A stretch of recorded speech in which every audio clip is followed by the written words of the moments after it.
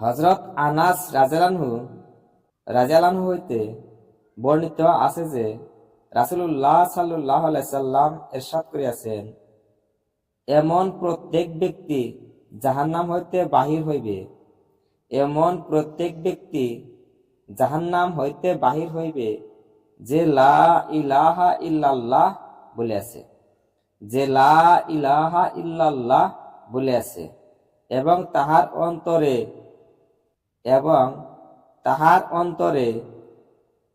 অন্তরে যবের দানার ওজন পরিমাণও কল্যাণ নিহত থাকিবে, অর্থাৎ ঈমান থাকিবে।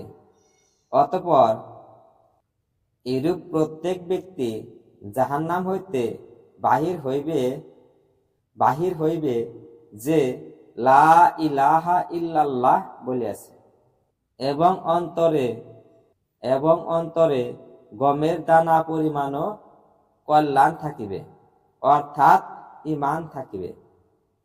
অতঃপর এরূপ প্রত্যেক ব্যক্তি জাহান্নাম হইতে বাহির হইবে যে লা ইলাহা ইল্লাল্লাহ বলিয়াছে এবং তাহার